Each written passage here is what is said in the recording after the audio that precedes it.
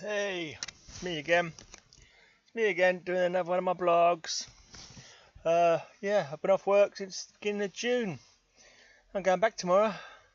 I'm not looking forward to it. But, yeah, positive. Onwards and upwards. Work is good. I love it. I'm getting redundant in November, so I won't be there for very long. And they can't make me do lots of annoying sales to people who don't want it now because they're getting rid of us anyway, so bleh. Oh, let's just do a poem. Do a poem and some history. And I should have an early night, but I'm not going to have an early night. I'm going to watch a couple of films instead. So I'll be knackered when I go to work tomorrow, but I'm on a half day anyway, so I'll survive. Right, so history on this day. 14th of August, in the year 1834, the Poor Law Amendment Act is passed, introducing workhouses for the healthy poor. Yes, that's what we'll be going back to if the Tories get their way. The trade unions had too much power for a while, and they've slowly eked it all away from the trade unions again, so that all us poor people were backbiting at each other and getting jealous of people who've got more than us, but amongst our own class, rather than looking to the real people we should be angry about. So the papers make us angry if someone goes on strike to try and better their jobs and their wages, whatever. Yeah, they've got all the power, man.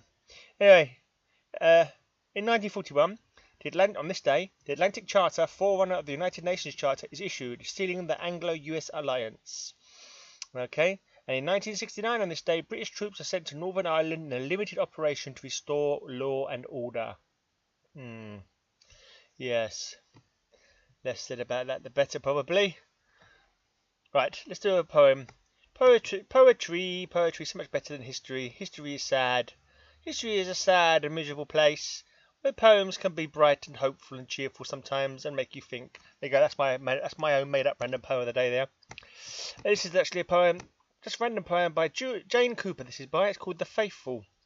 Taken from Flashboat Poems, collected and reclaimed by Jane Cooper. Copyright of Jane Cooper, 2000, W.W. Norton and Company, Inc. Right, so we go. The Faithful by Jane Cooper. Once, you said, joking slyly, if I'm killed, I'll come to haunt your solemn bed. I'll stand and glower at the head and see if my place is empty still or filled. What was it woke me in the early darkness, before the first birds twittering, a shape dissolving and flittering, unsteady as a flame in the draughty house? It seemed a concentration of the dark burning by the bedpost at my right hand, while to my left that no man's land of sheets stretched palely as false morning.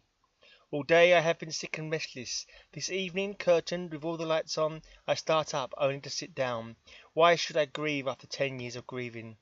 What if last night I was the one who lay dead, while the dead burned beside me, trembling with passionate pity at my blameless life and shaking its flame-like head? Wow, that seemed pretty sad. That was from Jane Cooper, who lived from 1924 to 2007. So I'm not sure when that poem came out exactly. It was from a book from 2000. So that sounds quite sad. It's like a partner said to her, if I die, then, I'm going to haunt you. And she woke up in the night and thought maybe he was there haunting her. But maybe he was haunting and bemoaning the fact, really, that she'd been alone for 10 years after he'd gone, grieving still. That's what I'm getting out of that poem. Trembling with passionate pity at my blameless life and shaking its flame-like head. So it's going, no, you should have moved on. You should have got somebody else. You shouldn't have left yourself alone like this. Oh, that's a sad and depressive poem, isn't it? Oh, well. Anyway, I'm bugging off. Got work tomorrow. That's sad and depressing all on its own. Bye.